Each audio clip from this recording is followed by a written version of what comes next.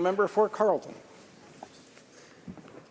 Mr. Speaker, it's great to rise today on this special occasion where the House of Commons rallies in unanimity to adopt an excellent piece of legislation that will unlock the potential of thousands of Canadians to enjoy the blessing of literature. One of the most inspiring parts of this job is you get to learn about the great genius that is held in each and every person in their own way. I think of the time when I bumped into a lady in the grocery store who was with her autistic daughter, and the lady thanked me for a birthday card I had sent her and asked me what my birthday was. So I said it was June 3rd, 4 or 5 months away. And her daughter turned suddenly and said, "That's a Tuesday." And I opened up my BlackBerry looking forward, and it turned out she had accurately predicted the day of the week on which my birthday would fall without even thinking. I think of my time visiting the Canadian National Institute for the Blind, where I learned of this massive inventory of audio, large print, and Braille books is being assembled every single day. Those books are sent to visually impaired Canadians across the country. And they informed me there that some visually impaired readers can actually complete 7 or 8 books a week in audio format. And I said, how is that possible? You can't even play an audio book sometimes in the amount of time. You can't play 7 or 8 audio books in a week, even if you're going 8 or 9 hours a day. And the truth is that some of them are now able to listen to them on fast forward, and as a result absorb more literature and more content than a sighted person would reading it out of a book in a conventional format. I share these stories to impart with the House and with the Canadians that there, as I said at the outset, there is a very special genius in each of us, especially in those people who have had to overcome disabilities. And that is why I'm so passionate about this particular piece of legislation. To simplify what it would do, I turn the House's attention to Clause 1 to 4, which introduces the following text. It is not an infringement of copyright for a person with a perceptual disability, for a person acting at the request of such a person, or for a not-for-profit organization acting for the benefit of such a person to, quote, to make a copy or sound recording of a literary, musical, artistic, or dramatic work other than a cinematographic work in a format specially designed for persons with a perceptual disability. Now, that sounds very legalistic, but here's what it means very simply. It means that if somewhere else in the world there has been produced a book in accessible format, large print, Braille, or audio, it is no longer an offense under the Copyright Act for a Canadian to make a copy of it in order to provide it to a visually impaired person. Now, this has massive implications. It means that Canadians who are visually impaired will have access to over 250,000 published works around the world at no additional cost to them or Canadian taxpayers. Essentially, if you think of it in a traditional sense versus a modern sense, this is the implication of technology. It used to be that if I had a book and my friend in London had a book, we each had one book and we decided to trade books, we'd each still have one book. But in the modern digital world, if we decide to trade books, we now each have 2 books. Taken more broadly, if all of the people of Britain have 100,000 accessible books, and we have 100,000 accessible books, now both our countries have 200,000 accessible books. And the result, as I said here in Canada, is that almost 300,000 additional works will be available through the use of technology and by breaking down legal barriers that previously prevented the sharing of those works. That means that highly literate Canadians with visual impairments will now have a new cornucopia of reading opportunities. The Minister can take great pride in having brought forward the legislation that will make this development possible. This is very important because there is something called a book drought for people who suffer from visual impairment. Only 7% of literature is translated into an accessible format presently, which means that if you are an avid reader and you suffer from a visual impairment, your opportunities to read and learn and enjoy the great wonders of literature and research is dramatically curtailed. And we should work hard to smash all of the barriers that stand in the way of intellectually curious people of all backgrounds who want to read and learn and expand their knowledge. And that is what this book will do. This bill will do. I think of Diane Bergeron, who's with the Canadian National Institute for the Blind, who's a constituent of mine from Manotick, and her love of reading and of literature, and how many new opportunities that she will have to read different books, reports, and studies, and other literature that will make her life richer, because this legislation will tear down barriers. Now, the good news is that Canada will, I think, be the 14th country to ratify the Marrakesh Treaty and implement this legislation. We need to get to 20. It will require a vigorous effort by the Minister herself, other members of the Cabinet, including the Foreign Minister, to encourage other countries to quickly follow Canada and get this ratification done in 20 countries so that Marrakesh can achieve full force. But we are making progress, and we are definitely moving in the right direction towards that goal of 20 countries. If I can broaden the perspective now, Mr. Speaker, this to me is an example of a low-cost, free enterprise solution to a social problem. Historically, we have thought whenever there's a social problem, we need a gigantic, expensive, bureaucratic solution. The Marrakesh Treaty is like a gigantic free trade agreement for books. And it brings no extra cost to Canadian taxpayers or to taxpayers anywhere in the world, really. It simply removes a legal obstacle and lets the marketplace and our social, our charitable organizations do the rest. I'd like to see us expand our imagination in this area. For example, there are still roughly 9% of households in this country that do not have access to the internet. A third of them say it's because they cannot afford it. Both Rogers and TELUS have indicated that they are prepared to provide $10 a month internet to families in need. The challenge, though, is to find which families are actually in need. And so TELUS came up with a very innovative solution. They said, why don't we include an information slip in the child benefit mailer that goes out from the Government of Canada twice every year. That slip would go to families with income below $33,000 a year. It would include a passcode and instructions on how each of those families could gain access to low-cost internet at the expense of TELUS and its philanthropic efforts. Now, those families who don't have a computer could get one from the Computers for Success program, which Industry Canada already runs. It takes donated computers, refurbishes them, and gives them to people in need. TELUS is prepared to offer free technological instruction to families that might need it. So this is, again, this would cost almost nothing to the Government of Canada because we already send this mailer twice a year to inform families of their benefits. CRA already has the income data that would be necessary to do it.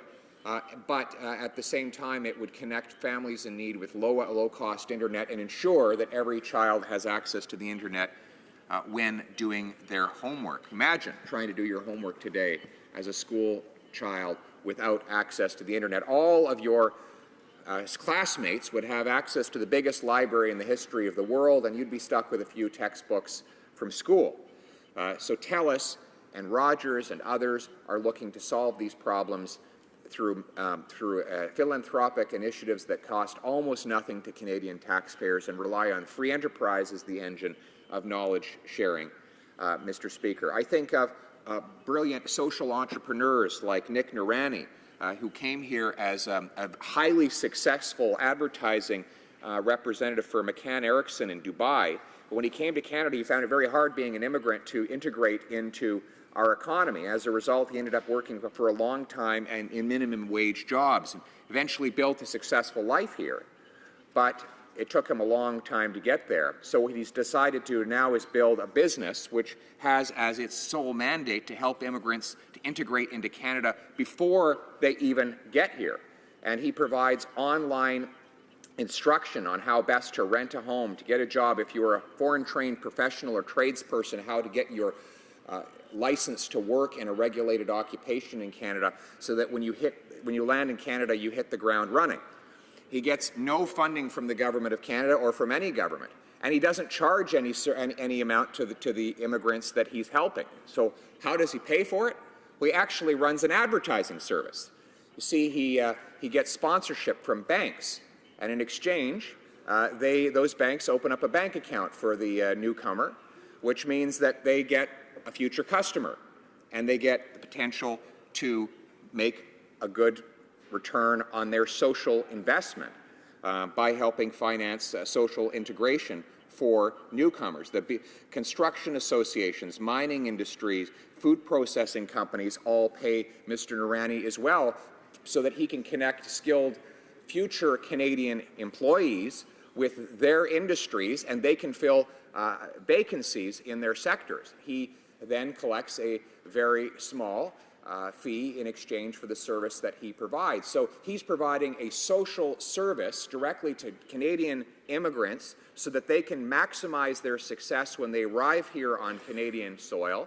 He's doing it at no cost to them, no cost to taxpayers, but doing it as a commercial enterprise which is paid for by industry and corporations who are admittedly acting in their own interests, but doing so at the same time as advancing the interests of others. This is what Benjamin Franklin called doing well by doing good. So I share all of these stories today, Mr. Speaker, because I'm hoping that Marrakesh can be an occasion when we look for free enterprise solutions to problems that afflict the underdogs among us, the people who suffer and are held back by injustices, unfairness, or circumstance. And I think we need to look for opportunities to help them springboard ahead and realize their full genius here in this great country of ours. I think of the Immigrant Access Fund in Calgary, which noticed that there were foreign-trained professionals who would immigrate to Canada, and despite their qualifications as engineers and doctors and architects, would work in subsistence wages, minimum wage jobs, because they could not get their license to practice. And so they said, well, why don't we help them get loans? And financial institutions said, well, we're not prepared to lend to them because they have no collateral or credit history. So then the Immigrant Access Fund went to philanthropic leaders in Calgary and said, would you be prepared to sign a loan guarantee to help these promising foreign-trained professionals who are now Canadians get time off work so that they can do the study and the exams necessary to get the licenses to practice in their professions? And these Calgarians said, yes, we will sign these loan guarantees. The loans went out. The foreign-trained professionals sat down and worked hard to get their credentials recognized in Canada through testing and training in places across Western Canada. And the result was that incomes of participants rose, in some cases, by over 100%, because they went from having a minimum wage job to a high-paying position in a regulated profession that was in high demand within their local economy. And they did this with the investment of Calgary business leaders who wanted to give those people the opportunity to realize their full potential and share their true inner genius with the local Calgary economy and with Canada in general. This was a essentially the merging of philanthropy and commercial lending to help promising new Canadians make a maximum contribution. And by the way, the default rate on these loans was less than 1%, which demonstrated that when you invest in an ambitious, hardworking newcomer to Canada, they will pay back the money and they will pay back the country for the rest of their lives because they are so grateful for the opportunity to be full participants in the Canadian economy. So, Mr. Speaker, there are a whole plethora of opportunities for us as Canadians to unleash the power and the genius of every single Canadian through the free market economy, which of course has been the most powerful tool in the history of humanity to fight poverty and lift up the standard of living of every single person. I think of Mark Poilievre in the Toronto area, who has hired dozens of intellectually disabled young people to work at his Tim Hortons locations. And he says that he has done this strictly as a business decision because they are by far his best employees. And he wants to work on with governments in order to transition towards market-based employment where disabled Canadians are given the opportunity to make the same money, doing the same jobs, and making the same contribution as everybody else. This is the essence of unlocking the genius that is in each one of us, in each Canadian. And it is our role to, as legislators, business leaders, as community activists, to continue to work together in order to see more of this happen. And I encourage the government to remember that, as in this case, where the government has done exactly the right thing, that it is not always necessary to create new bureaucracies and new programs, new costs and new regulations. Sometimes free enterprise itself is the solution. And I hope that over the course of this term in office, I can work with members of the government in order to realize that vision for visually impaired Canadians, for disabled Canadians, for new Canadians, for every Canadian who wants to make the maximum contribution to this country and realize their full potential as part of our economy. Thank you.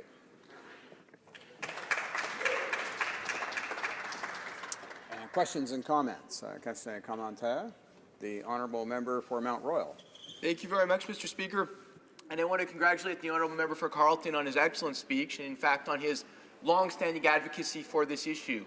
I'd like to ask him, how does he best feel that Canada can advance the cause of getting 20 countries to ratify the treaty in as near as possible a time frame?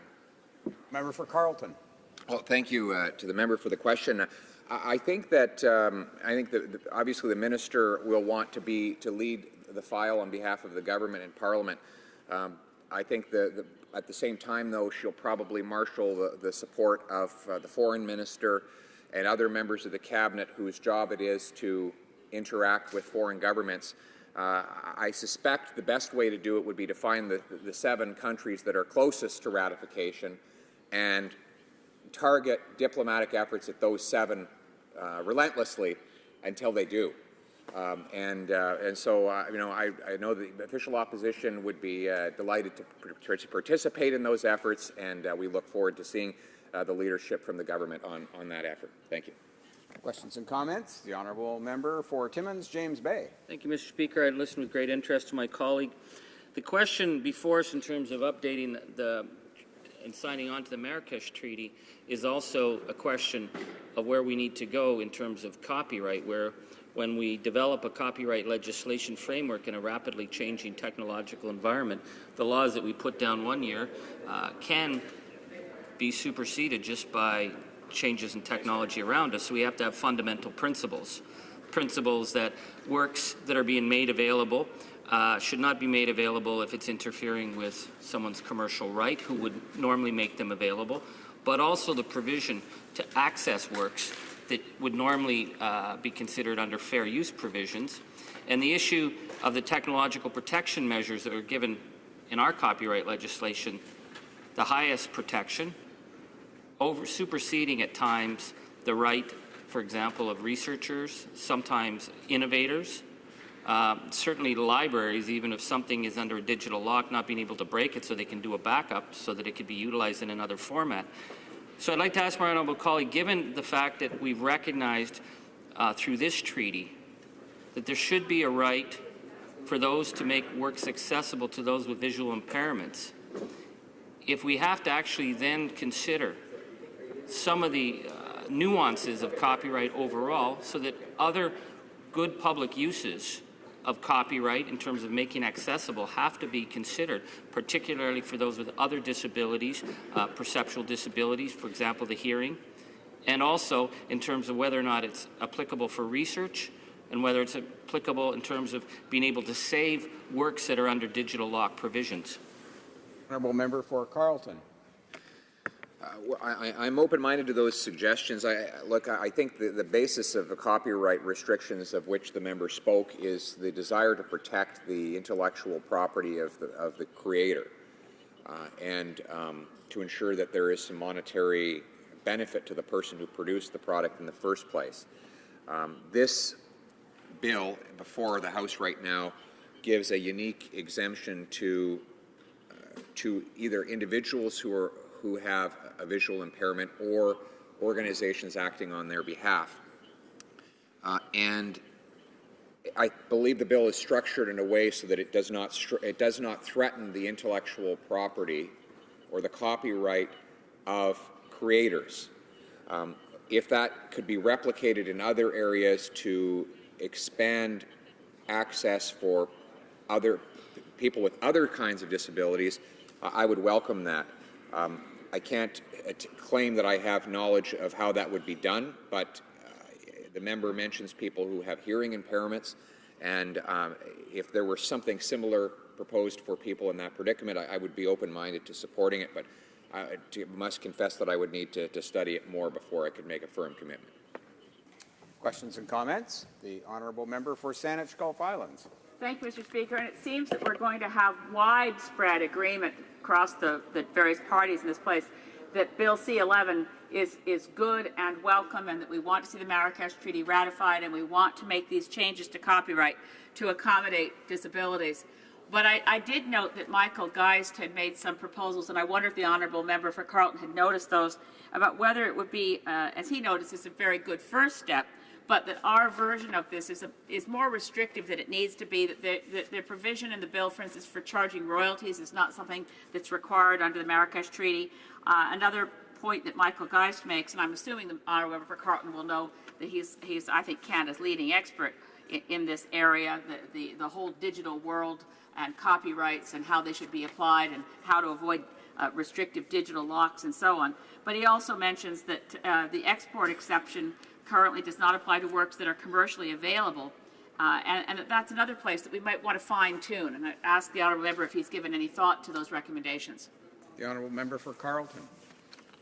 I've not read Mr. Geist's recommendations with respect to Marrakesh, but I do think that the legislation before us has a fairly comprehensive exemption that will solve the problems that are associated with people accessing accessible works.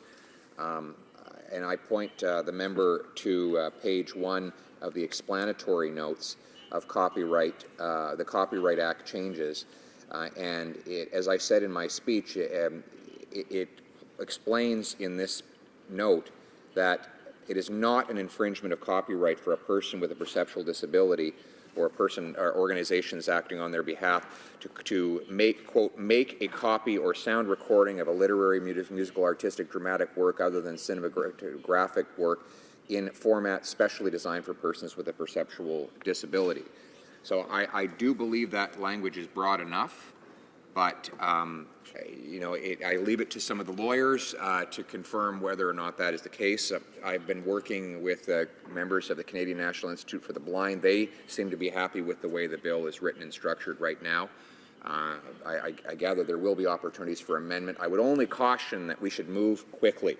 The longer we wait, the longer that the other 7 countries we need to reach 20 wait, the longer Canadians with a visual disability will have to wait in order to access literature. So let's move quickly. If we have amendments, let's get them done, get them to the Minister for her consideration right away, and have her decide whether or not they are appropriate, pass the thing through committee, through the Senate, and into law as quickly as possible. Questions and comments? The honourable member for Richmond Centre. Thank you very much. This is the bill I've been waiting for many, many years. And I have to declare that I have some very personal reasons for supporting fully this legislation. You know, my husband is visually impaired.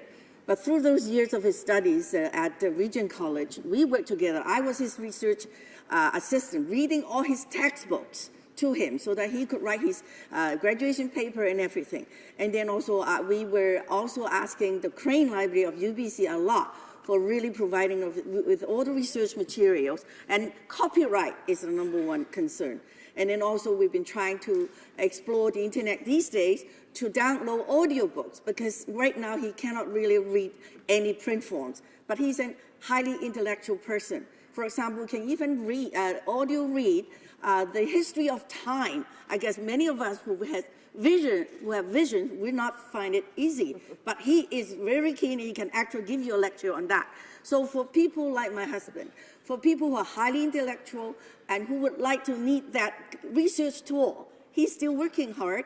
You know, he's retired, but he's really reading a lot of books, audio books, even for Buddhism and also other religious studies. So I think this is, I mean, coming from the point of view from a researcher, as my former researcher myself, and also a research assistant to my husband, and also still a volunteer for CNIB. And I have actually spoken to CNIB also during my years as a member of parliament, and I'm so grateful that my honourable colleague finally is able to get to it, and I really want to ask the whole House to support this, not only for my personal reasons, but also for all those who need the help.